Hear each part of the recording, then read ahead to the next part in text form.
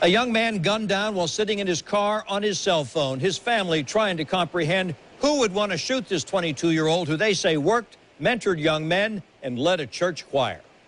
And I don't understand. And that's what we keep trying to just understand. Like, it's just, why? Like, why would they hurt an innocent boy?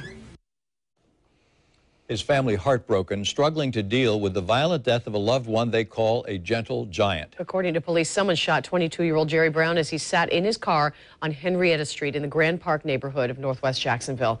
Channel 4's Kamasi Aaron spoke with the victim's family and friends. She's joining us live from Springfield, where Brown worked and lived. Kamasi. Mary, and those friends and family members told me that Brown was always here at work. And if you look at the cafe where he worked, you can see people have stopped by here leaving flowers. The cafe is closed today just because of his death.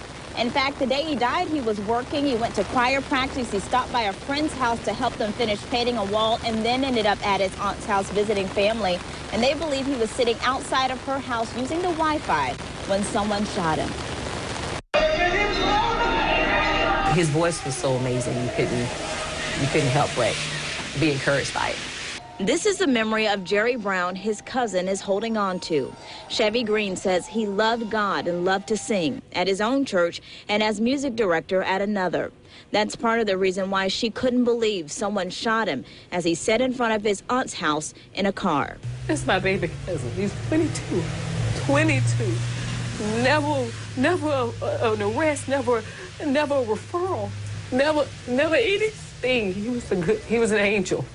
Green says Brown loved his family and went to Rains High, where he volunteered with young men after he graduated. He was born and raised in Springfield, where he still lived and worked at 3 Layers Cafe.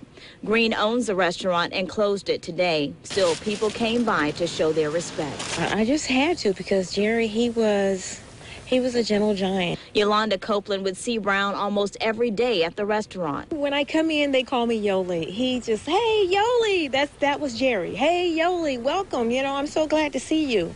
That's how he was, and I don't think you could find anyone that would have a bad word for him. That's what's making this so hard for his family to understand. They don't know who would want to hurt Brown. As police work to answer that question, his family hopes someone will come forward to help them. And the reason why we feel that someone should come forward is because it could be their child, the next victim. If someone's out there just picking people, you know, and picking them off, then we need to stand up. Now, Brown's 23rd birthday would have been on February 16th, and instead of celebrating his birthday, his family will be here having a fundraiser at 3 Layers Cafe to raise money for reward for any information leading to an arrest in his death. Of course, if you have any information, you're asked to call Crime Stoppers. The number is 1-866-845-TIPS. Reporting live in Springfield, Kamasi Aaron, Channel 4, the local station.